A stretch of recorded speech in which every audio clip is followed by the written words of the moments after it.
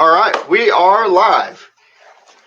So let me get this chair situated here a little bit better. All right, I'm Joe Kinney. This is Dennis Bland. You guys are watching the Best Damn Web Show. Today we're going to talk about saddles, the versatility of them, and how Outdoor Adventure Outfitters, otherwise known as OAO, got started.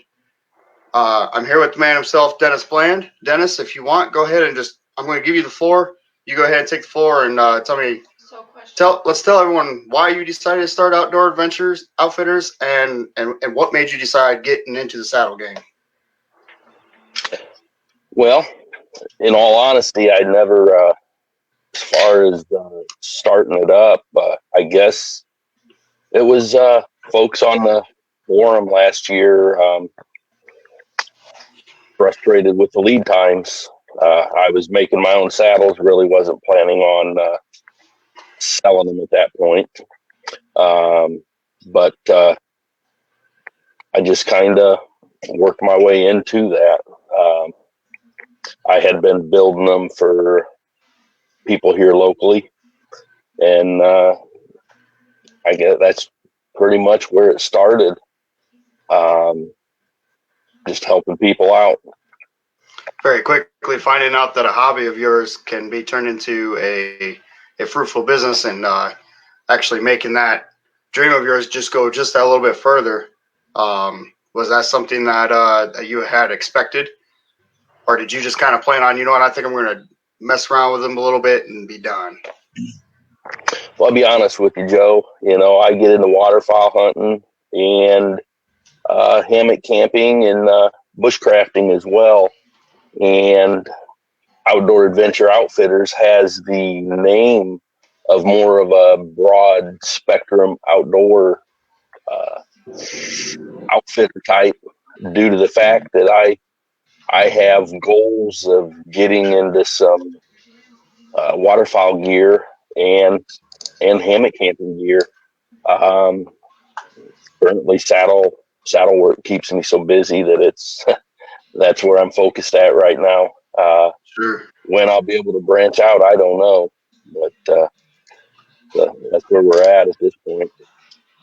I have your Diamondback saddle, which I by all means is very comfortable. I have tried out other brands, and by all means, I'm not here to say yay or nay about this brand, or whatnot. But when I tried out that other saddle and I tried out yours, having yours was really nice because there was a little bit more fabric. So everyone else is football shape to try to be as most or as lightweight as possible. So they cut as much of that fabric off as possible. Where yours kind of comes out and down a little bit more, and I feel like you have a little bit more comfort in the cup of your butt as opposed to the others. The one other that I tried, or no, you know what? I've tried two different brands. Um, Among yours. And I would have to say that was the first thing that I noticed, because anybody that is die hard that says, you know what, I need to cut just a little bit more weight so I can get further back there so I can enjoy it longer, and that's in a saddle, is the first thing they're going to complain about is the comfortability of a product, and the comfortability of a use. And I would believe that with your product, that's what I liked most about it, was because that is an all day sitter saddle, 100%. I've logged so many hours with your saddle, man. It's unreal. I've sat a long time, and I have yet to have any kind of problems with it whatsoever. Zachary Tippett says, "Yo, Joe, what's up, buddy? Send it." Um, how many all day sits have you done in your saddle? I've not done one. Not one. I have not done one. I Oh have man. not done. I can't. I sit up there in my saddle, and I find myself feeling guilty that here I am sitting in my tree when I know I've got customers that are wanting their saddle. Yeah. Now, that being said, I put 6 hours or so in on it. Sure. And but yeah, I just found myself it's just something that I have troubles with, when I got work that needs done. Yeah. Um, I don't Got know. It's something I battled with last year, and got to get um, the mortars out. But I mean, uh, from according to the reviews that you have on your page, you've had some really good success. And I've actually taken the saddle that I got, and I've let a lot of people sit in and whatnot, which have turned into customers, which is really nice. I by all means, I think with the versatility of saddle hunting, where we've got this, all-in-one kind of harness where you can eliminate so much stuff. I think anybody out there that's wanting to get into a newer saddle, it's not going to do them any harm whatsoever by jumping into one of your saddles, um, and giving it a test run. Even if they're just a half a day hunter, or they only go 300-400 yards, or they even just go 100 yards. They could drive a side by side right up to their tree and then park it and just go up. Anybody that's looking for that sense of comfort, I truly believe that saddles are way more comfortable than they appear. I'm sure that you probably would say the so, but I myself, I find when I'm facing the tree, I find myself a little bit more comfortable than I do as opposed to if I'm not looking away. Like if I'm on the edge of the platform and I'm looking out, my first instinct is look down, and I always kind of get that. Even though I got that harness on, I get that gut feeling. Well, when I'm in the saddle and I'm facing the tree, I can just kind of sit here just all nice and relaxed. Whether I sway or if I'm sitting down, you know, those are uh, those are things that just make that hunt that much more interesting and more comfortable. Zach says, I'll look into the saddle. Don't have one yet, and as much out of state archery hunting as I do, I really need one in the arsenal. Absolutely, man. I mean, this dude, Dennis Zach, is a very good friend of mine, and he hunts whitetail all over. He hunts pigs all over. He's constantly on the move, different setting and whatnot. I mean, he every day of the season he's out there. He's moving around. So I absolutely agree, Zach. And Dennis, you know, if you're comfortable with it, how much do you sell one of your full saddle setups? And we're talking the saddle, we're talking the ropes that are needed, and the carabiners that are needed. If I'm saying carabiner right, but how much do you sell one of your setups for? you're looking at. Let me think about this here. You're looking at around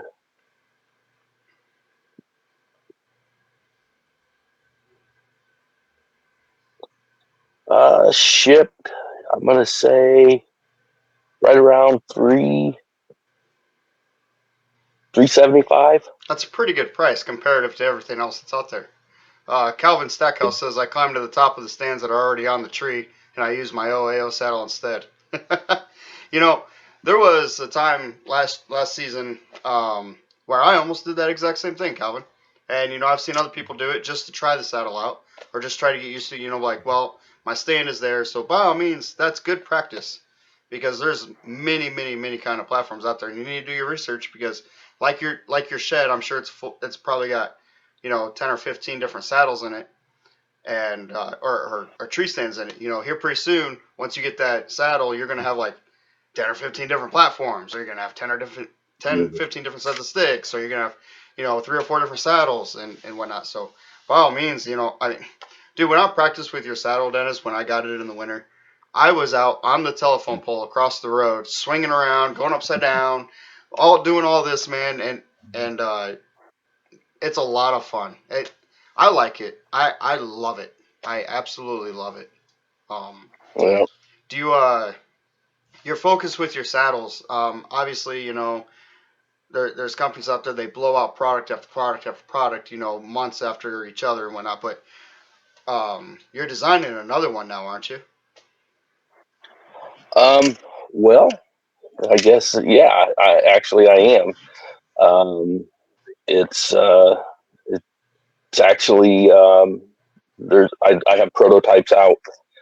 Um, I got some field staff that I want to have put it through the paces before we actually reintroduce it to the public in that. 100% agree with But yeah, that. yes, I do have one. Um, and as you were talking earlier, as you were talking about the football shape, uh, Yeah, it has that football shape, um, and that's exactly why it's not released to the public. Yeah. It's going to be put through the paces, and if I decide I don't like that football shape, we won't sell it. We'll move on to a different route. Right. The first thing I need to say here is I don't I don't have any troubles with my Diamondback. I don't I don't feel like I need to improve on it and make a new design. But the buzz out there, everybody wanting that football shape, you got to keep up with the Joneses, you know. Yep. Offer them both, you Um, know. right. Yep. Yep. The But we'll see how it goes. We'll get people out there in them and try them out, and yep. after we get in them, we'll decide whether it's something that we're gonna release to the public, or if we'll go back to the drawing board and do something a little bit different. Yeah. When it comes down to, I'm sure you've taken multiple shots out of your saddle with your bow, or with your gun. But when it comes down to shooting out of your saddle versus out of your tree stand, which one do you like more? Um, I don't have any trouble shooting out of a tree stand. Um, well, that being said, I don't out of my saddle either. Sure. I always like to make sure I have 3 points of contact with the tree. Uh, that that seems to help me quite a bit. Um, the one buck that I have killed out of my saddle, I put it right on where it needed to be, and he ran full steam as soon as my arrow hit him, and he never made it out of sight. He piled up 40, 50 yards tops. Sure. Um, but yeah, I don't. You can put a good shot on with a saddle too. Yeah. But when you're staying, I feel that maintaining that T form with the saddle, bending at the hips, uh, it's it's almost second nature. Yeah. I With your really, I really like. with your saddle setup, well, for those that are new, into the saddle game, or they're wanting to get into it, um, what are, other than weight, what are some of the other benefits that you would say is this is a true benefit over a fixed stand, a climber, or hang on? Um, honestly, it's hard to say. Outside of what you just said there, weight, bulk. Uh, you know, walking through public land, as well as I do, all of us know they don't they don't maintain that public land. You have Mm-hmm. all kinds of briars and nasty thickets, and Mm-hmm. you put a climber on your back with all that tubular web or tubular steel, and you rake the briars across it, and it just resonates out there you know, across the woods. Yep. You just let them know you're coming, Yep. and that right there is a huge benefit for me. Um, Comfort. A lot of people say that a saddle's not real comfortable. I disagree with that. Now I'm not going to say that you're not going to find pressure points. You got that seatbelt material on the bottom of your legs, Yep. across your back. Um, you can move your bridge along your D loops, and you can tailor how much is on your back, how much is on your legs, but you're still going to have them pressure points. Yep. But I last year I started my deer season in Indiana. We don't open our archery season until October 1st, Mm-hmm. but we have a deer reduction zone um, that starts in September 15th. So I had 2 weeks that I was up hunting public land, and my intentions were use my saddle for public land, and I'll use my deer stands for my private. Sure. And by the end of that 2 weeks, my first sit in my private land deer stand, I'm done. Yep. I luckily reading people on Saddle Hunter, talking about how they don't plan on ever hunting from a tree stand again, and Mm-hmm. I'm like, Well, I'm going to take my top step, which has a mini platform on it, or my top stick, and I'm taking my saddle just in case this happens to me. Right. And half an hour into my sit, I'm realizing how uncomfortable hang-on stands are. Mm-hmm. And next thing I know, I've got my helium stick up there, and I'm saddle hunting. Yep. And I told myself then, I'm going to wait until I'm completely through the season, go through all the cold and everything, and providing I don't have any other issues, I'm taking all my hang-ons down. Yep. There you go. And I'm in the midst of doing that right now. For also for the new guys, you had said some made a comment on your bridge. So for those of you that are new or don't know in the saddle, so wait, my saddle's unfortunately in the garage. I probably should have pulled it for this video, but what it is your bridge is what comes from your hips and comes up to a point where it connects to your tether, which is on the tree. That bridge right there, correct me if I'm wrong, Dennis, is made out of am steel from your company. It's made out of am steel, and that can hold how much weight? Um, right around 7,000 pounds tensile strength. Now I will say that's without any knots or hard bends. Hmm. Anything like that is going to degrade the strength of the rope, Mm-hmm. but it's still it's still well above what you're going to need. 10 times your body weight Yeah. is climbing standards. I've looked this stuff up. I looked up this information before I jumped in the saddle market and before I jumped in with you and before we even jumped in on this podcast. The tensile strength on the rope of breaking down from a 7,000 pound rope, whenever you put knots on it, or like you said, whenever you have bends in it, just knots and bends. We'll just go with that. The two top ones, you're still at a capacity of 25 to 3,500 pounds is what that rope can what can carry. And I don't know a single human that weighs 1,000 pounds that's trekking more than 10 feet into the woods to go hunting. So in my opinion, that rope will hold you all day long, no questions asked. When I first, you know, said, all right, I'm gonna put my life on a rope here.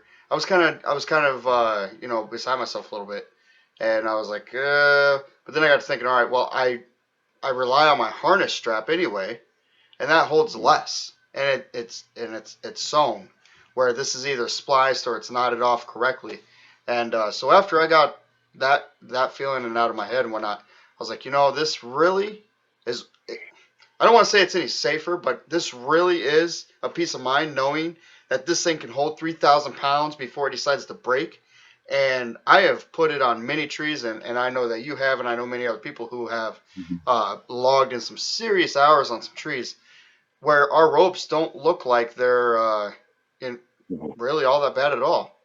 I mean, they take some abuse, and for the public land guy, the mobile hang and bang guy, that abuse, the abuse that your products are going to take is very important because you don't want to go out and buy another one in a week or two. This thing, my bridge, my tether, and whatnot, going on different barks and different trees and whatnot, has lasted. Uh, I'm 100% surprised. 5-star out of the ballpark right there. Uh, Heath Cornett says, I'm here and serious question. Sitting all day hunts. How does one go to the bathroom in the tree?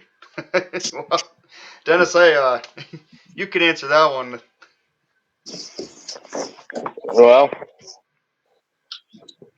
obviously, obviously, if it's number two, you got issues. But I just pull it out and go. I couldn't tell you how many times I have. There you go, folks. Just whip her out. Yep, no issues with it at all. Eric says, I'm betting it's hard to take a nap in a saddle. LOL. Have you fallen No. asleep in your saddle yet? Oh yeah, oh yeah. Listen, Joe, I I'm fortunate enough that my boss will let me jockey my hours around like turkey season. I work Mhm. from 9. I work a 7 to 3 shift. Okay. Sure. Turkey season, I work 9 to 5. That way I could go out hunting every morning and try to pop them off the roof. Now, come October, I'll I'll go in early so I can get off early. Yeah. I, I'm just going like an hour, so I get up 6 to 2. Sure. But here I am in my deer stand, sitting there worrying about my orders piling up, and so I get out of my deer stand at dark. I go home. Many weeks last year, Joe, I was working on 2-3 hours sleep, Oh and no. I just turned 49 on the 14th. Well, happy birthday. That's Well, thank that's putting in the well deserved hours, man. But you know what? I tell you, your product truly it, it truly shows quality. Um, I was not when I had the saddle in hand, I was impressed bar none. I truly was. Um, the biggest thing that I had questioned being a new saddle hunter, and this was back whenever I got it into it, was how long is this tether going to last me before I need to get another one?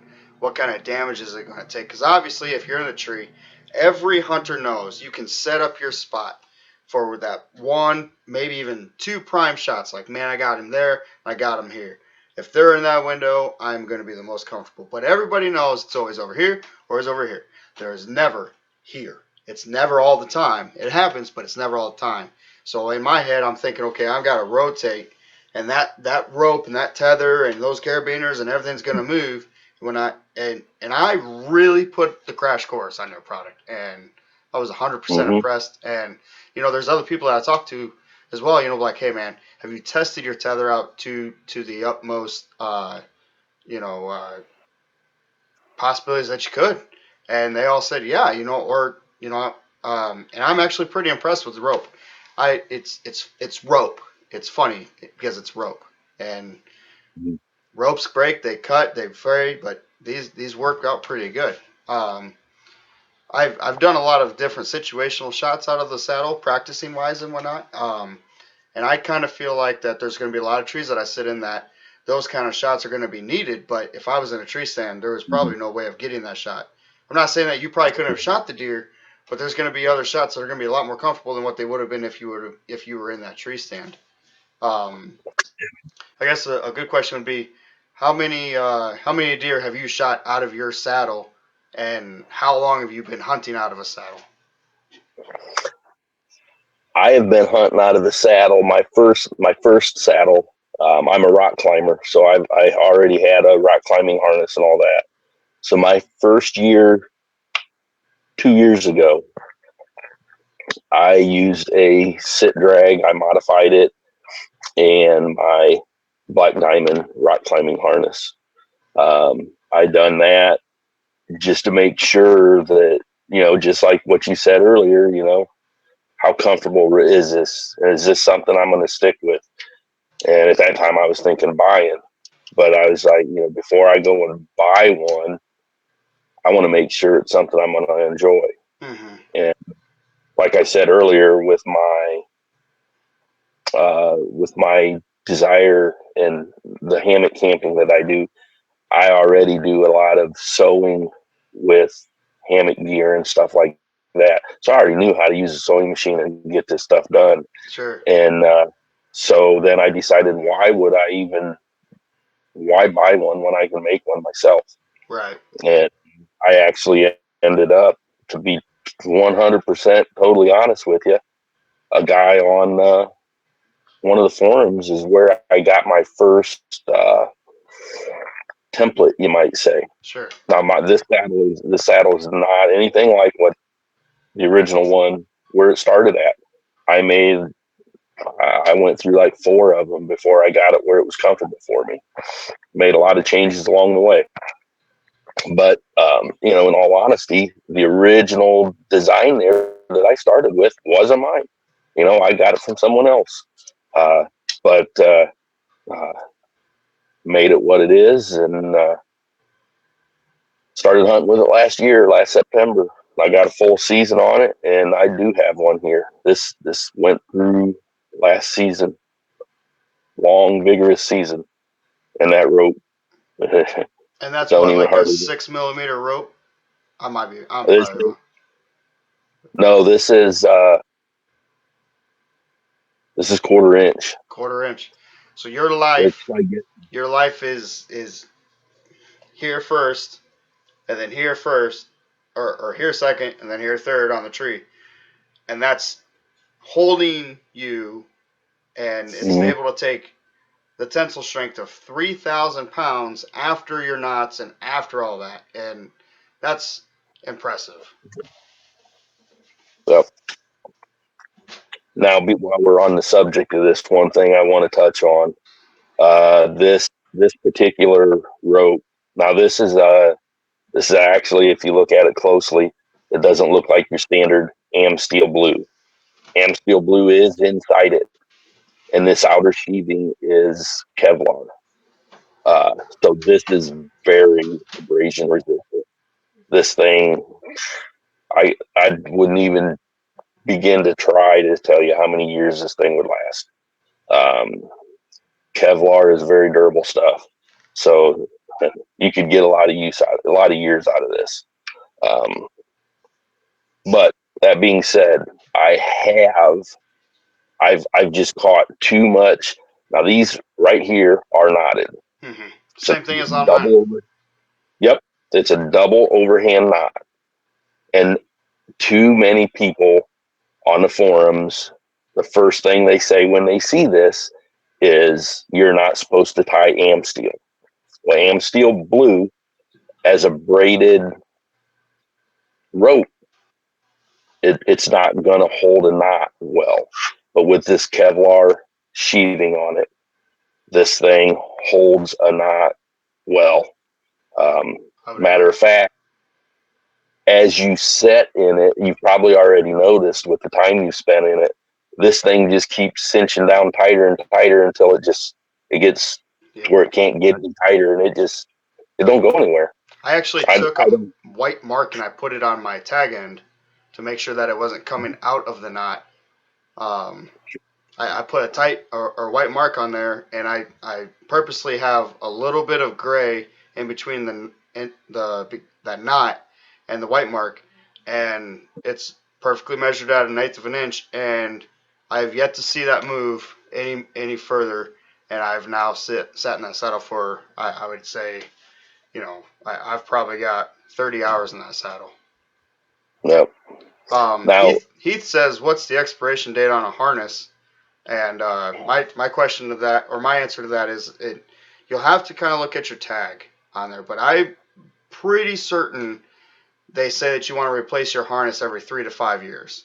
And yeah, that's not saying that that stuff is expiring as it gets older and whatnot. It's just things are getting used and they're getting abused. And he also commented saying, "What's the expiration date on a saddle?" When, what time with like the rope that you're talking about right there, your Amstel Blue that's wrapped in the Kevlar, how long do you think that you should go before you decide, okay, you know what, maybe I need to untie this one and tie a new one on? And same with your tether rope.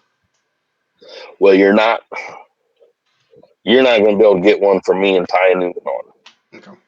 because I have I have done away with this one, and all the new ones are an adjustable bridge. Oh, sure. Another thing with all these newer saddles at the ATA show come up last year, and all Tethered started it with their Utila bridge, um, and then people just started following suit.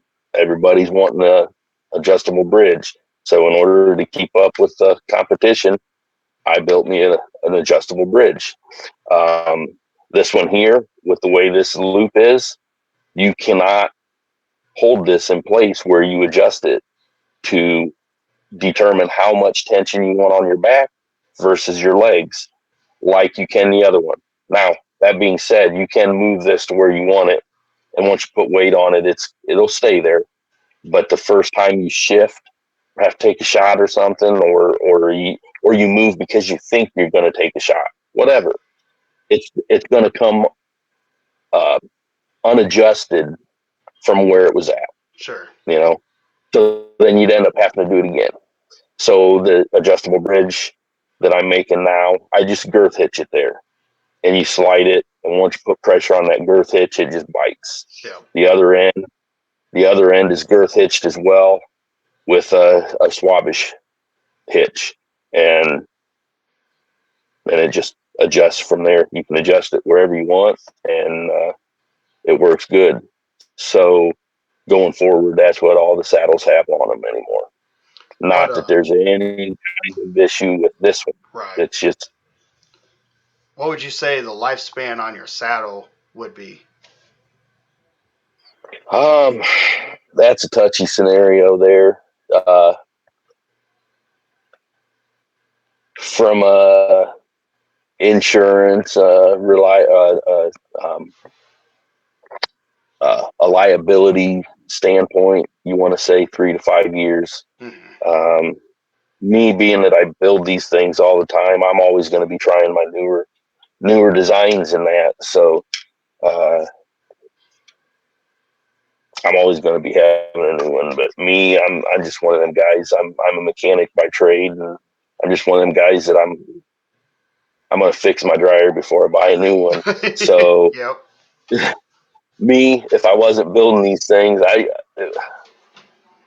honestly, my okay, let's go to my hunter safety system that I'm getting ready to throw away. That thing's probably 8 years old. Should I have been using it that long? They don't say you should, but no, there's no issues with it. But it's just, it's not in my best interest to sit here and tell somebody, oh, you know, use it as long as you want. You Yeah. know what I mean? 3 to 5 years, they should all be looked over well and possibly just move on to a new one. Yeah. I guess that's one of the things where a guy should use his judgment. Yeah. You know what? Periodically, you should be going over every aspect of your saddle, making sure nothing's going on with it anyway. 100%. Stitching, everything. Yeah. You know, it I do the same if with my. something. I do the same. I did the same with my harness. I mean, I'm not gonna lie. There will probably be a few hunts where I have to bust out the harness just because there's already a stand in the stream and whatnot. But 99% of my hunting to 100% of my hunting will be in the saddle this year. But every time I get ready to put on the harness, I check everything because I'm so paranoid about something failing into where I'm falling, and you're one hot second away from a 10-second overlook that could have just saved your day, your life, or your hunting career. Let's say that okay, you didn't die, but man, you busted up your back to the point to where now you are wheelchair bound, and you know going over 3 bumps is what does you in for a month. So I Oh I yeah, highly agree. Check your equipment as much as possible. And if something's going on, definitely get to replacing it because 50 bucks, $100, $200, it doesn't matter. To me, that's cheap insurance. Um, so Heath says, "I like this guy." he must be talking about you. No, he's talking about you. He's talking about you. Yeah, Nah, Heath's a good but friend of mine. that, He says he built his lifelines, and Calvin says, "Can someone get the new bridge?" And then Heath says, before you answer that one, Heath says it's not hunting. It it's not hunting you at far. What? Heath's gonna have to reiterate that. It's hunting, not hunting you at from Iowa. LOL. He's gonna have to reiterate that one. Anyway, Calvin hey asked, Joe, "Can what's that?" real quick before we move on, I have something I want to add here. Okay. You were talking earlier when you said that you had somebody ask you if you put your tether to the test Yes. before putting your life on the line. Yeah. I want everybody to know, if something was going to happen to somebody in my saddle, I have to live with that. Yeah. I have to live with that. You know, there's a lot of liability on my shoulders. Yeah. I put that. I put it through the test before I sent it out to the first person other than me wearing it, and I put mine through the test. Yeah. I've got kids and grandkids I need to come home to. just like you do, just like we all do.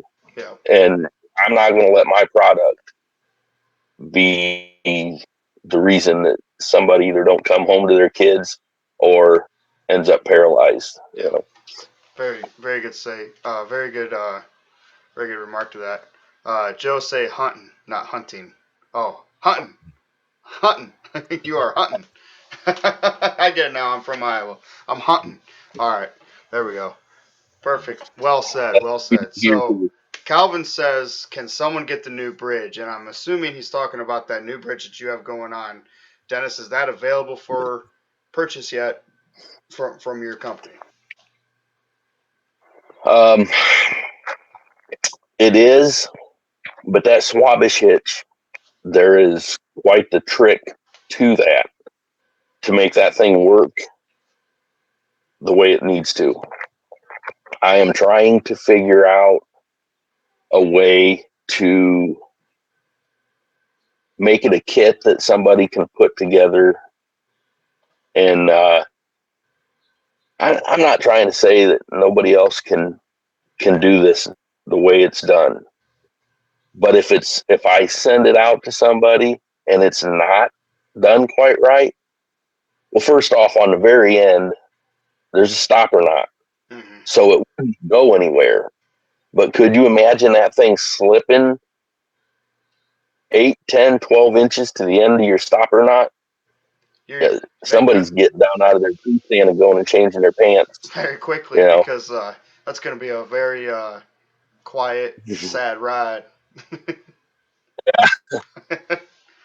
Would it be better yeah. to send it back and have it put on So for liability issues? that's what I would rather do. You got shipping involved there, but I would rather that method. Um, Ken says, "Is there a tether the for Bush Latte?" And that's why I was trickling that can there. I know we've talked about sending my Diamondback back to you and putting that adjustable bridge on there, but Yep. I think I'm just I personally really like the bridge that's on mine, but having that adjustable bridge is, I'm sure this term gets thrown around in the hunting. It gets thrown around in the hunting industry a lot. But it is a game changer. That adjustable bridge can be, you don't have to move a whole lot or adjust a whole lot, but that very little adjustment can make it to where you're either sitting for another 2 hours or if you're sitting all day. And just that little slide up, it could be the make or break of a difference, or even on a shot. So I mean, I'm 100% on board with this adjustable bridge. Um, and I know we've discussed it, whatnot. I'm still trying to figure out what do I want to do, but I think I'm going to give her a full send. I'll tell you what, Joe. I I'll tell you here's my 2 cents on the adjustable bridge. Well, first off, I guess I I've not I finished my hunting season last year with the same bridge you're using. Mm-hmm. Um, I have sat in a tree, several trees with the new setup. Um, it does seem like it may end up helping out. You've got guys talking about how you get in a tree that's got a slight lean to it, you adjust your bridge just a little bit shorter or longer or whatever, and it makes the difference. Yep.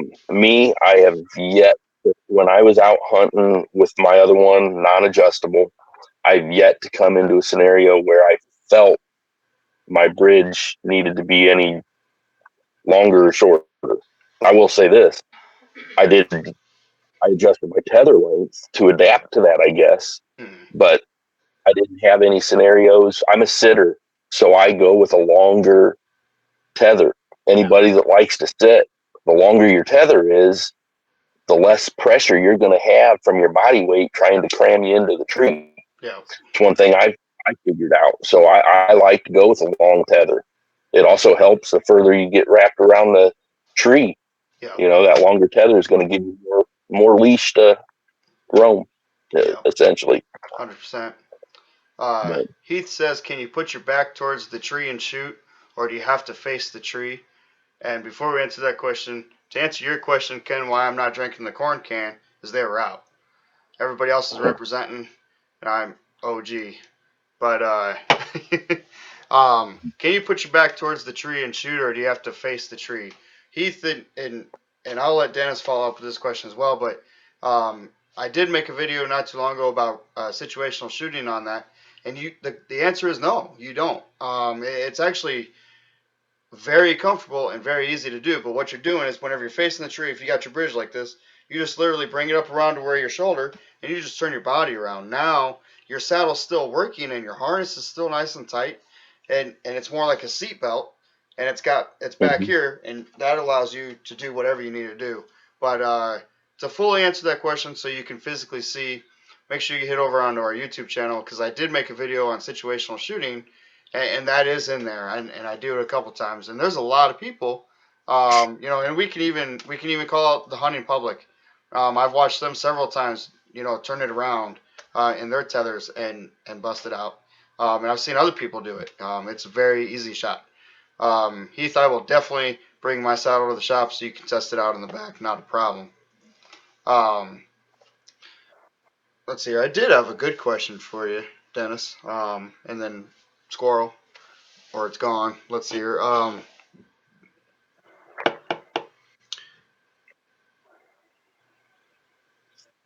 I done forgot. I'm sorry. Wow, this is embarrassing. Okay. Oh, okay. So here it is. Thank you for showing me your bridge. Those loops that your bridge is, or that those loops, the loops that your bridge is attached to, the strength on those loops are also, I mean, everything on your saddle needs to be 100% like you said. That your product is holding someone up 20, 30, whatever feet up in a tree. Those loops that are on your saddle that are holding your bridge, you got to put a lot of faith and trust into those. So doing so, what is your method of madness to make sure that those loops don't fail? How well, without going too deep into your quality or into your quality or of your assembly, but how can you tell somebody that's new into it those loops are not going to fail? I guess the easiest way is it's all seatbelt material Hmm. coming from the bottom side, coming up to the top side where it makes that wrap. It's all one piece. There's one piece where it comes together, and that's down here in the bottom, oh, in the bottom of the saddle where your webbing comes. Hmm. Right there is sewn in, but it's sewn all the way across this material as well. So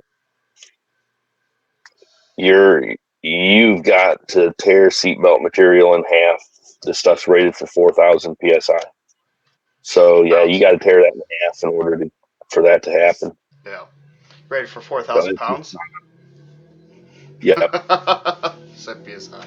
Um, Oh let's. um, yeah, it's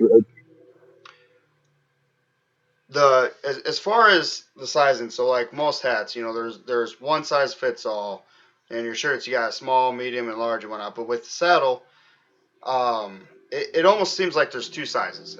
Am I correct? You got an up to a 36 waist size and then a 36 and up size, or are they starting to really become more universal where a guy can really adjust that belt? I don't think they are. You don't think so?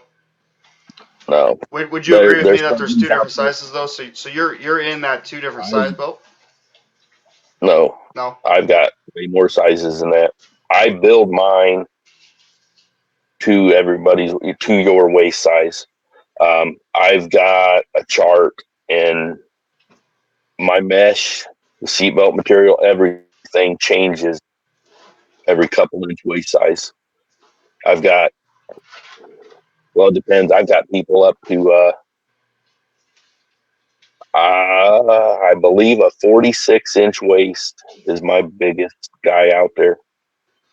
Um, but I've got a lot of different waist sizes. Yeah. I think that's part of why I don't have, knock on wood, I don't have one person that has been unhappy with my saddle.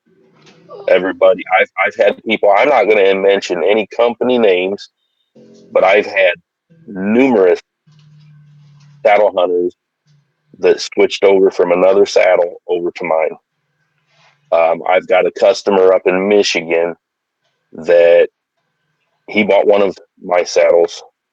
A buddy of his bought my Oplux tether and lineman's rope. Mm-hmm. They end up together at his house, and the other one has one of a very big name in saddle hunting, one of their saddles, and they, as their tethers, I shipped them all together to one place, and they're over there messing around with them.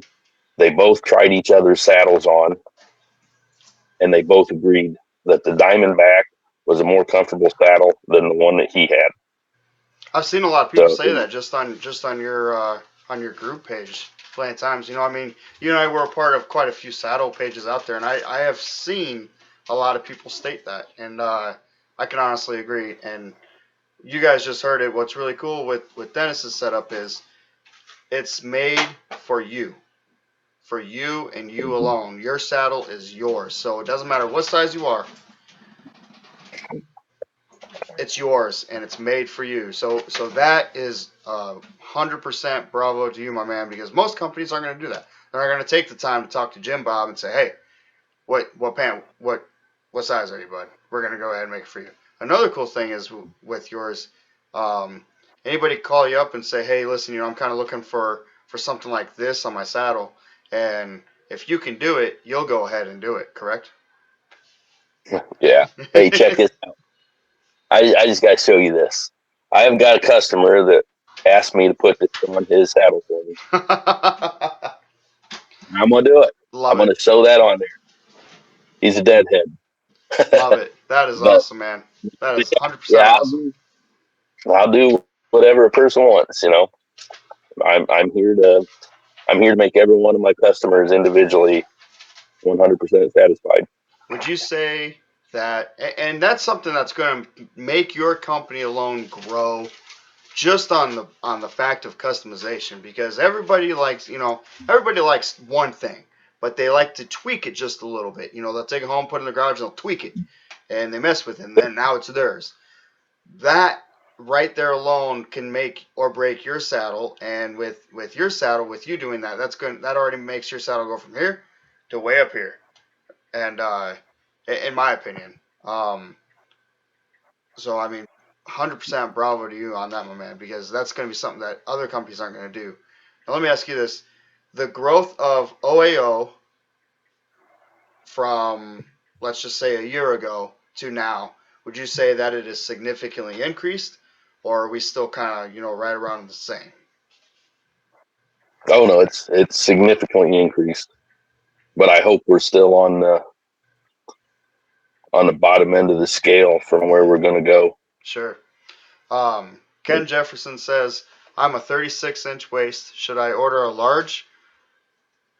larger for additional layers because of the cold?" Listen, when it comes to you order your saddle to the size of jeans you wear, because your waist belt and your leg straps, they're totally adjustable.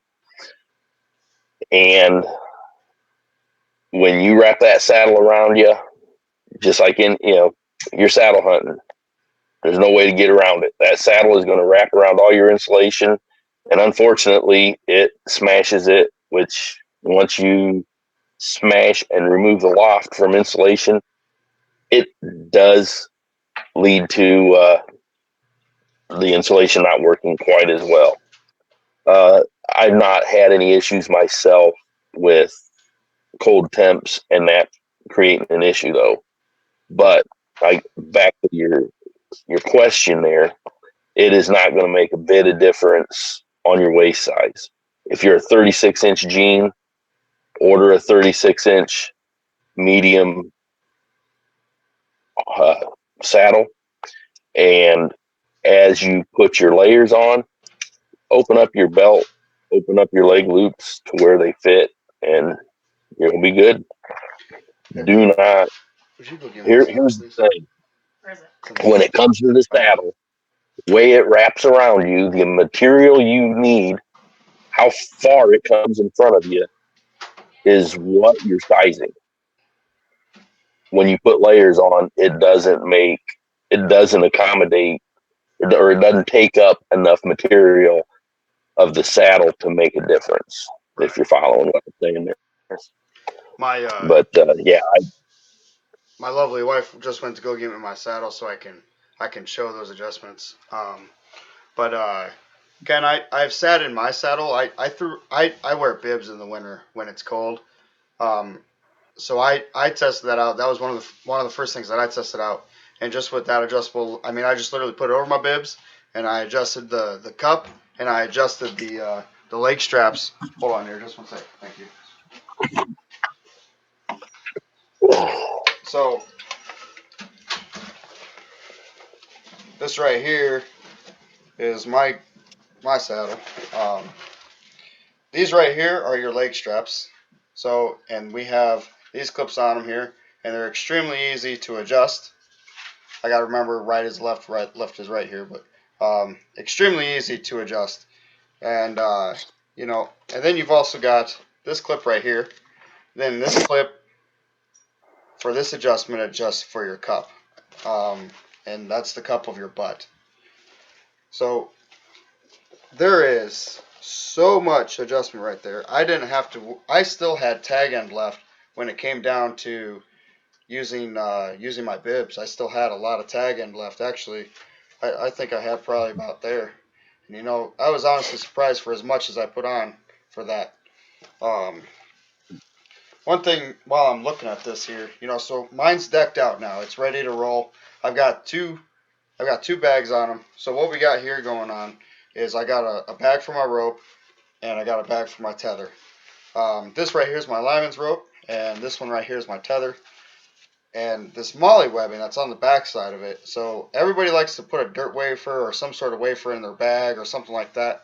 I've just started using the dirt wafers, but what I really like is I took this dirt wafer and I attached it through my molly webbing on here, as hmm opposed to I'm going to turn this up a little bit, as opposed to using one on my hat. So now I can use one on the back side of my molly webbing, because I have a big thing with stuff hanging on my head.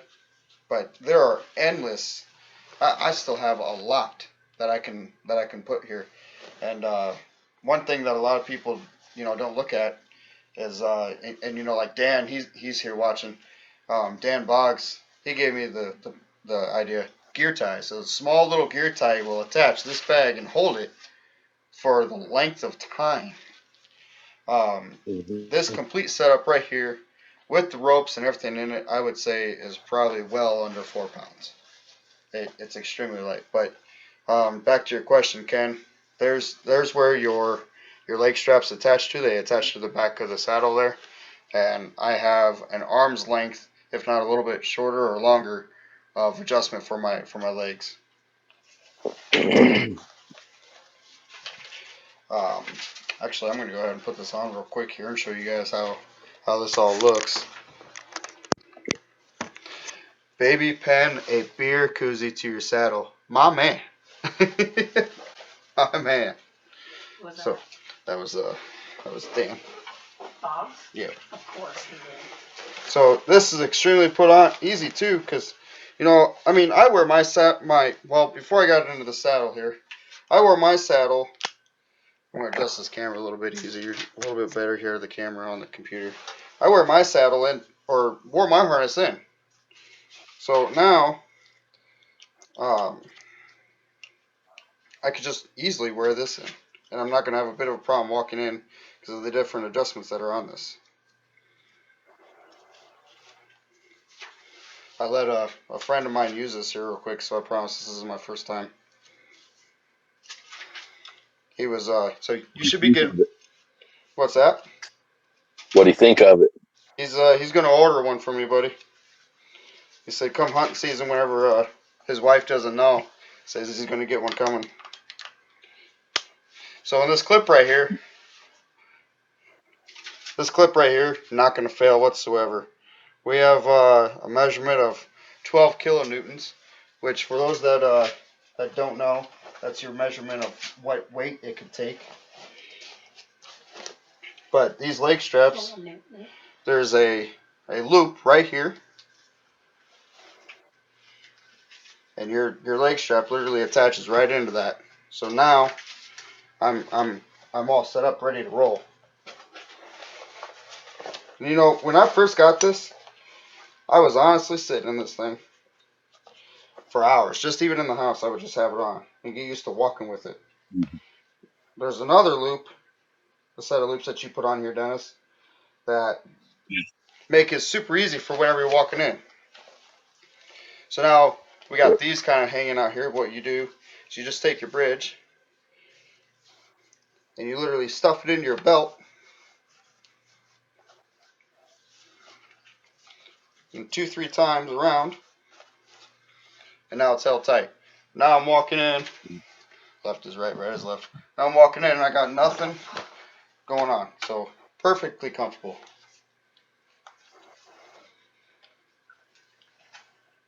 And this new adjustable bridge, Joe, you can just pull the bridge tight instead of having to tuck it.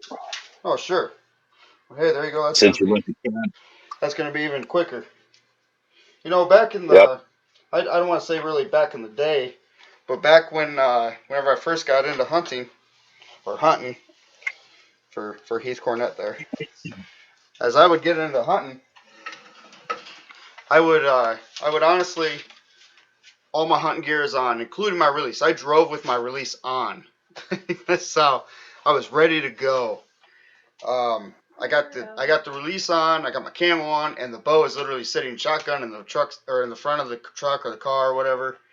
I would literally pull up to my hunting area, grab up the bow out of the passenger seat, out the door I go, kick the door, and I'm on my way out. And I there was problems doing that, and you know you're picking up scent and all that stuff. And that was the rookie in me, but where I'm going with that is that saddle is going to make it to where I can get that a lot closer to just grab and go. Boom. That literally Oh, took yeah. me, you know, after I had to adjust the belt after my buddy tried it on, that literally took me, you know, 20 seconds to get adjusted and get going. And if I was decked out in my camo and bows laying up against the truck, I'm ready to roll. Um, Yeah. Heath says, work it, son. You know what I do. Show me the love. Brian Curtin says, oh, he will. Dang straight I will. And Dan says, baby, pin a beer koozie to your saddle. You know what? I'm going to, there's these can holders, and I'm before I continue here, I'm not recommending drinking and hunting in a tree, but there's these can holders that HME makes, and they're super light and super easy, and they can attach right to your molly. So if you're like me, I take a can of Mountain Dew with me, um, put it right there in that can cooler right there. So just don't stand up too quickly, otherwise it's gonna splash. um, 4 beers. More beers, that's right. Yeah. um, Cut it off there. Dennis, you I don't know if I was supposed to state that you had a new design coming out, and if I wasn't, I do apologize. But how long do you think? Let's just say that someone's looking at the Diamondback, and they want to look at the Diamondback with an adjustable bridge. ETA wise, what are they looking at if they were to order from you right now, and you had all the stuff, you're ready to roll, and they're ready to pay right now? What are we looking at? I'm going to say, well, I've always got material around to do saddles. The biggest thing is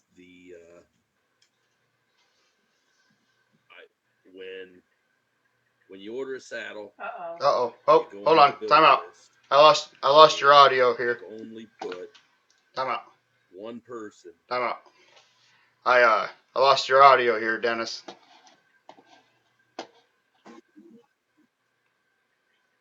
Test. that effect. There it is. It's back. You're good. All right. Yep, we're good You now. there? Yep. All right. I can't hear you. Oh, you can't hear me? You there? Yep. Can you hear me?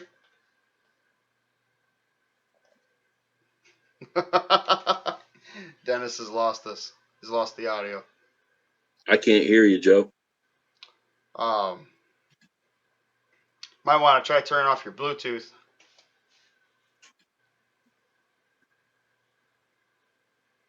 What's that? Oh, there you go. Can you hear me? I barely. Because your audio is back. Can you hear me a little bit better now? Well, what started this? What started this whole thing was my wife called. Oh, Can you hear me now? yep. Can hear you now. Can you hear us? You're hearing me fine. I just can't hear you. Hmm.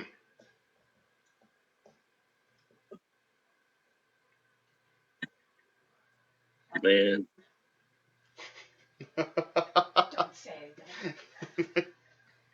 Can you hear me now, buddy? Can you hear me now?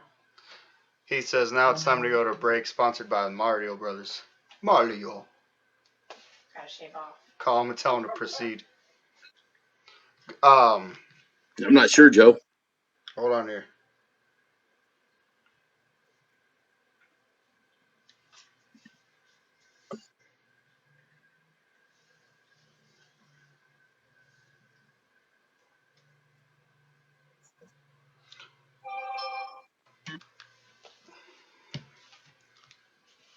All right. Well, unfortunately, I don't even remember where I was at now. Um, He can't hear you.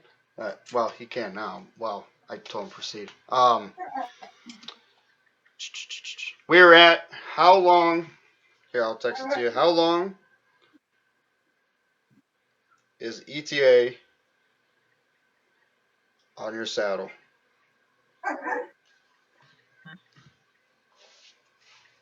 Okay, yeah. Um, I'm about I'm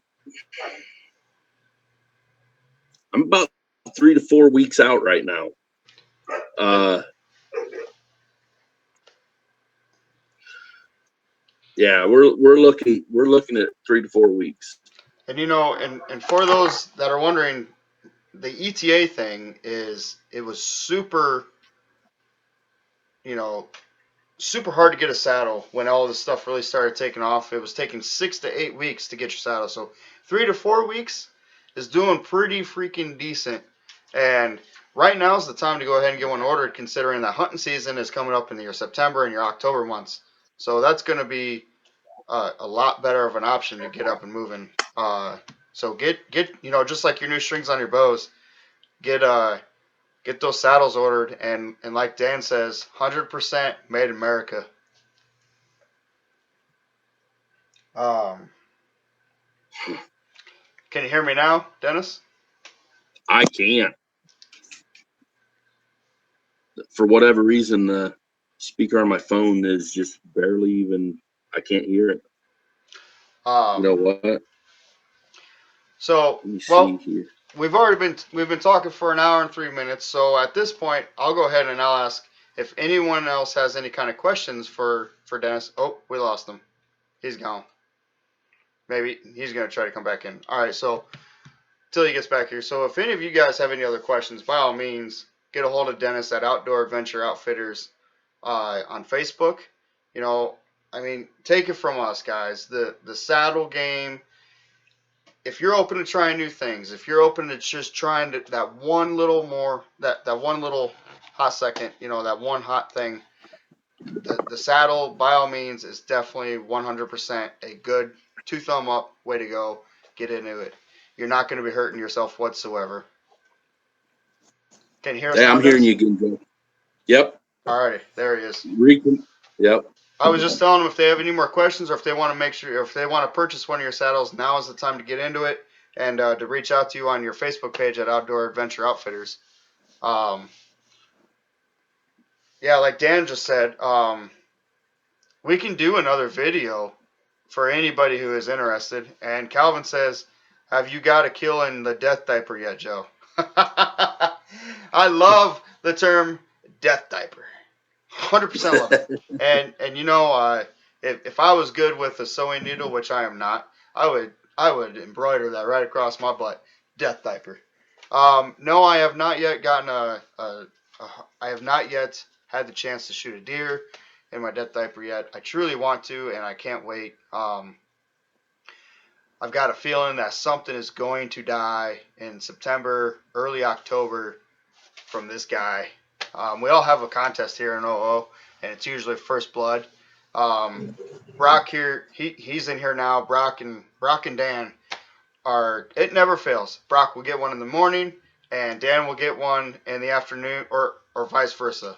But those two for the last 2 years have gotten first blood. Uh, you're late. Hello. Um, Calvin, let me ask you this: Have you shot a deer yet in your saddle? Have you been able to try that yet? As we wait for him to comment, Dennis, how many deer do you think you have shot in your saddle? Just one buck. Just one buck so far? Sure. I got one buck in a deer reduction zone back in actually I believe it was November 10th. There you go. November 10th of this year. Right in the rut. Right in there. Oh yeah. That Yep. that's honest. I mean, the entire part of deer season is by far one of my favorite parts of deer season. But I tell you what, I said that wrong. I'm sorry. Hold on.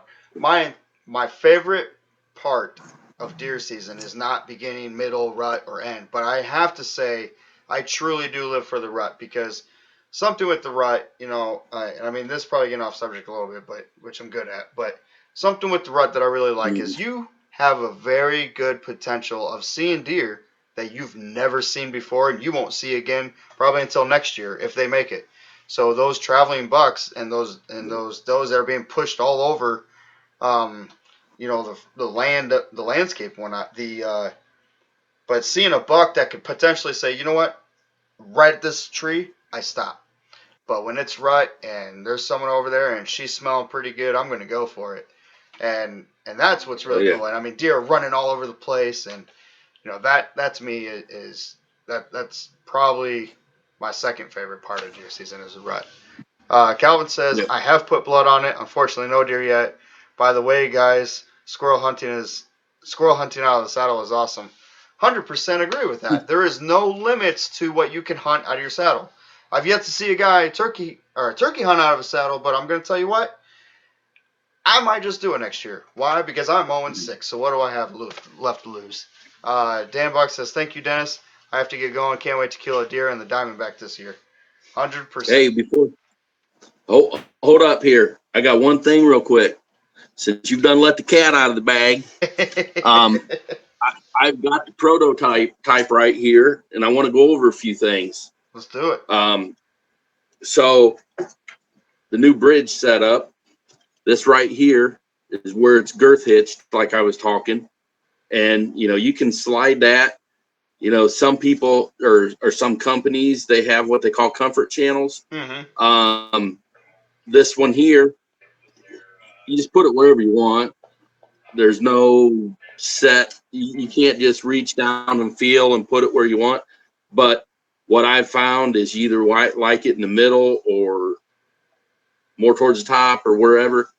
I've not found anything where I really need it to be right in one location. Sure. But this is what we got as far as the setup here. The bridge, there's that Schwabish hitch with a little difference to it in order to make that work. And it just slides. This AM steel, now tethered, what they done was, of course, we all know they run the berry all the way down to give it body. This does not have that, and it doesn't need it. With this Schwabish hitch done the way it is, what it'll do is when it bites, it'll be in an L shape like that, and it doesn't move. You do have to break it loose once you bite it, but once you get it broke loose, you just adjust it where you want. And like I was saying, Joe, right there, Yeah. you don't have to tuck it. Just shrink it, pull it as tight as you want. You're going to have to tuck that end. But, and then, like I was telling you guys earlier, it does have that football shape to it. I'm not 100% sure how things are going to go. All we can do is try it. Yep. But 100%. before I sell it to the public, I want to put it through paces before I say, yeah, this is something I want to stand behind. Yep. Right now, I don't have any problems telling somebody that Diamondback saddle is the way to go. Mm-hmm. I'm not going to say that this is going to be any better because I don't find any flaws with the Diamondback. Right. I like everything about it. Like I said earlier, I'm doing this just because so many people want that design. Yep. You You got to keep up. You got to Well, be in like you that said market. earlier, you got to keep up with the Joneses, man. Yeah, if there's a market, you got to be in it. Heath says Kayla will put down a deer before Joe will in that saddle. You go, girl. Definitely Whatever. will. Whatever. I'm gonna. Meh. Dan says beautiful, and Brock says, "Are you gonna be coming out with any platforms?" Probably the only platform that I will do is a stick-mounted platform at this point. How many tree stand manufacturers have you ever heard of that went under due to lawsuits with? It could happen with the saddle too, I guess. Good. There's a lot of liability in a tree stand, Yeah, there is. and platforms along the same lines. I guess the one way you can look at it is you are strapped into a saddle from the ground up.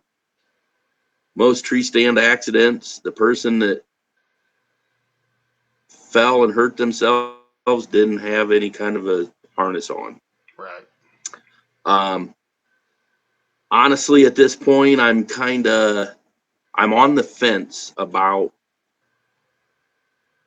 a platform, and that's why. If I was to do any platform, it would be more right now. It would be a tree climbing stick mounted, or it'd probably be climbing stick mounted. I don't want to out on a limb. They've already got the one that goes on the perch. Mm-hmm. I don't want to go and try to do anything along their design, hook into their steps.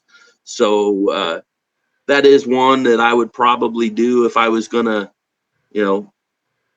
as far as a liability issue, I might look that way, but I don't want to go and try to, they've got their market cornered there, and I don't want to step in there. So probably a tree, or like I said earlier, a stick mounted platform at this point. Brock says, honestly, "What? Oh, go ahead. Go ahead. I'm sorry."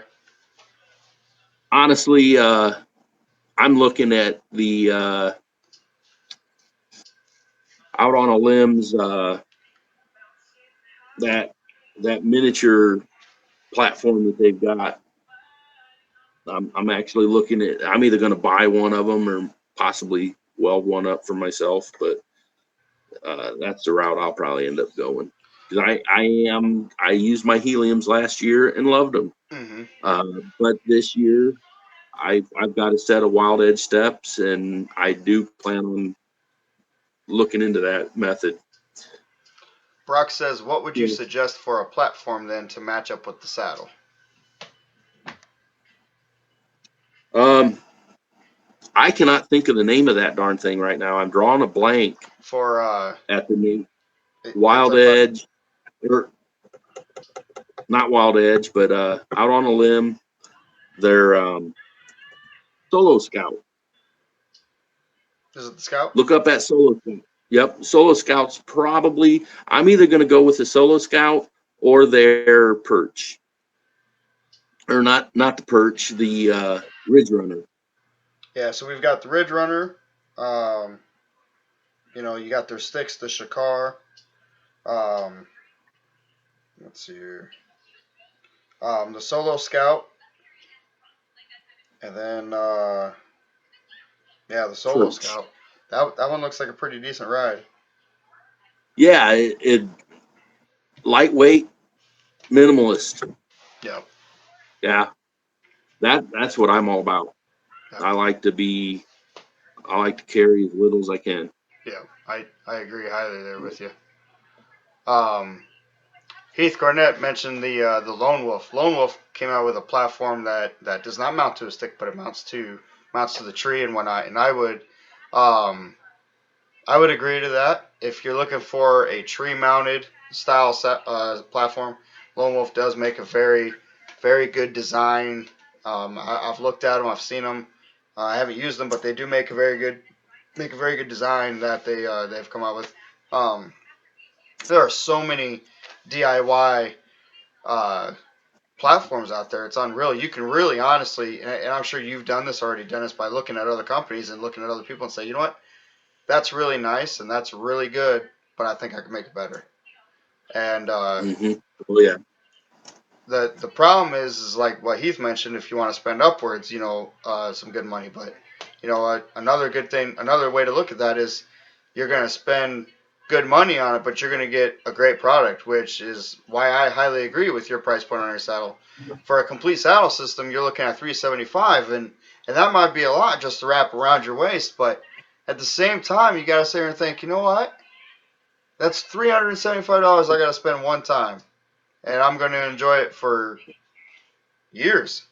And if you get the full life expectancy out of a saddle, which is going to be what we were talking about, anywhere from 3 to 5, before you go out and buy another one, or because you got to replace some parts, that $375 divided by 5 years, that's going to be a pretty good deal. Well, Brock says would be very interested in a platform design for the Hawk Helium sticks. Those are also the sticks that he runs. mm-hmm. Okay. So I can get you one. there you go. You just made Brock's day. Do you have a platform there in your office with you at the moment? Um, I do. It's not actually mine. I Sure. didn't build this particular one, but the one I build it'll actually be roomier, but not take up There we a go. whole lot more space.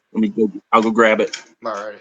So while he's grabbing that, guys, so you guys heard it. I mean, he's got new products coming out all the time. Whether it's big or small, he's got new ones coming out, and especially one for the steps. So definitely look forward to something like this.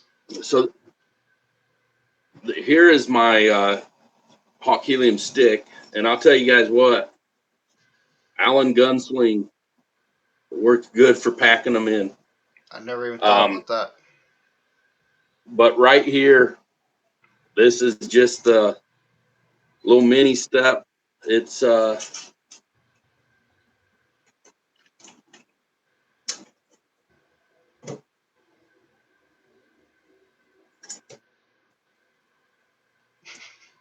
12 inches wide. 12 inches wide. I had to go to my cutting table No, there. that's all good. 12 I knew inches. what you were doing. She's 12 inches wide and about 3 inches deep. This is. I started off using a seat from a Lone Wolf hand climber, and basically what I done was I put a strap around the bottom underneath it, and then I looped between that strap and the tip of that platform, and I just cinched it down to where it was constantly pulling that thing down. That way I didn't have to worry about. I mean, I could get out on the side of that thing and just put all kinds of side pressure on it. It worked good, but the size of it, I just didn't want to carry the bulk. Yep. Once I got this thing, I mean, that's it, guys, right there. That is, I'm probably, I'm every bit of a 90% sitter, Yeah. and that's all I'm resting my feet on. I'm just sitting in that saddle, and I don't know if you guys have watched, but I pay attention to the saddle hunter forums, And I see all kinds of guys talking about how their saddle's not comfortable to sit in like that, and I don't get it. Yeah. Maybe that's just something, I don't know. My saddle is comfortable to sit in. I don't have any troubles with it. Um, But I would highly agree with that step platform that you have there. And like Brock said, he's all about being light, and that's 100%. You know, Brock and I, whenever we're hunting together, man, we don't do like 100 yards into the park after the parking lot. We check our Onyx maps and we check our topos, and we say, you know what, right here, and sometimes right there can be pretty close, but most of the time right here it's back there. So being light and being as minimalist as possible, like your steps and like your sling there, and the saddle and your platform that you have on your stick there, that will make or break the difference, as opposed to if you get more than halfway back and say, you know what, screw this, I'm gonna park it right here somewhere and settle, and then all day you're gonna sit there and think that that's gonna suck. But that right there, your setup, Dennis, is 100% going to allow you to get to your spot if you're on time. Gotta be on time, but yeah, it's gonna allow you to get there well, with no yep, sweat. Brock says, all I last think year. Garth Larson would be a lot happier not carrying that much gear. Like, not not carrying that much gear. Lighters is always better. 100%. And Garth, man, that dude carries in some freaking gear. And he goes, he says, always go a mile. That's where the hunting starts. Dang straight, man. Dang straight. Well, So, yep, for sure. Dennis, do you have anything else that you want to put out there and say for everybody that's listening? Um, Um, Man, I think we've pretty much covered. I, I, I honestly can't think. Yeah, I can't think of anything that I had intended on saying that you guys haven't already got out of me. yeah. Um, for those of you that are watching, I would definitely have to say, if you've ever thought about getting into a saddle, you're not going to do yourself wrong by getting yourself into an OAO, into the Diamondback, or in, I mean, watch this page. If you're interested in that adjustable bridge and whatnot that he's got going on, and that newer design, definitely watch this page for whenever that does become released. I'm gonna tell you guys right now, I am not a person that does good when it comes to change, but when I got into the saddle, man, you couldn't get me out of it, and that is the God's honest truth. Um, let's see Yep. here. Brock says, "Great chat, guys." Calvin says, "What all products do you offer other than the saddle, of course?" I offer aiders. I am looking at getting into naders and swaders, which anybody that doesn't know what that is, we'll get to that in a minute. I also offer these Hawk Helium sticks here. They have the daisy chain on them. I offer daisy chains for anything. These you can take 1/8 inch am steel. This is 7/64, but you can take 1/8 inch am steel and make daisy chains for your predator platforms. Uh, about anything that you put on a tree, you can use a daisy chain instead of that metal buckle that might end up one time clanging on your gear, and you know what that can do if you're getting close to the beds. Yep. Uh, Tinka, tinka, but tinka yep, means yep, running, running, over. running. Like game over. Even if you Yep. don't run, you might just sit there until it's dark. Yep. Um, but yeah, I do aiders, daisy chains. I do back bands for the saddle. Um, most anything you need, other than, like I said, right now I'm not doing anything with the platforms, other than I have some material already here. I've just got to get on the master cam and get a program into a machine at the shop and start cutting some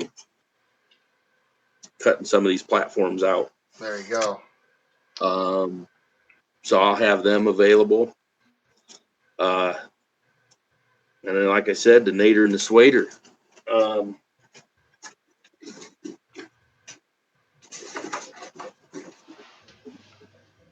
That is a beautiful deer that you have on the back wall, my man. Yeah, that was at one point, that was my best one. There you go. So this is a wild edge step. Right now I'm in the middle of stealth stripping it for quietness. You wrap that thing around the tree. I don't know how many of you guys already know about these, but this step is very light. I think 4 steps, you're right around 3 pounds for 4 steps. And with a nader and swader, 4 steps can get you around 20 feet. So yeah, there's a bit of a learning curve to these. 100%. I've looked it up, In order man. to I mean, get, it's a new technique and whatnot. It could definitely, shave some weight off and whatnot. And for those that are, wondering, they should definitely type in nader and swader tree climbing because it can be worth it to some. yeah, these wild edge steps, they're I think this is what I'll be using this year over my heliums. Yeah. And as I was saying earlier, the with me going to that out on a limb, that solo scout, Mm-hmm. that is what I'm going to couple that with. Sure. But I'll have either setup to go to. But I had them last year, and I just wasn't. It was the fiddle factor seemed too high. Sure. And it was too close to season, and I'm like, nope, I'm gonna just stick with the heliums. Yeah. I stuck it out last year. I stuck with the heliums, and in the off season here, I've been around the yard working with them, and I think I've got them down to where I'll be able to utilize them with the nader and the swader. Perfect. I'm either gonna go nader and swader, or I might just go with a movable aider, like a 4-step aider. There you go. But I'll just play with it and see where I go from there. Perfect. For those of you that want to get in on that, he has everything on his Facebook, or ask him and he'll definitely be like, yeah, here's a product, or here's a little bit of one and whatnot. Dennis, I truly was honored to have you on the show today. This on the screen, man, was one that I've been looking forward to for a long time, as most of our people that are watching. So by all means, thank you for coming along today, and thank you to everybody that commented and engaged and whatnot. Make sure you guys head on over to Facebook. It's Outdoor Adventure Outfitters. Make sure you guys drop a link, hit the follow button, do what you got to do. Head on over to our Facebook, give that a like. You are watching the Best Damn Web Show, and link in the below. Hit that subscribe button on our YouTube channel. You guys are going to see so much saddle stuff coming out of the OO show. It's unreal, and I cannot wait to drop this mega giant that I'm after this year. His antlers are like 4 foot tall and like 10 feet wide. I don't chase 200-inch deer. I think you gotta let them grow. But by all means, thank you guys for watching. You are watching the Best Damn Web Show. Click like, share, comment, and let's go. Make sure you guys get yourself into a saddle. You're not gonna be hurting yourselves at all. Until next time, Dennis, we'll definitely have you on the show again. Thank you, everybody. Awesome. And we'll see you next time.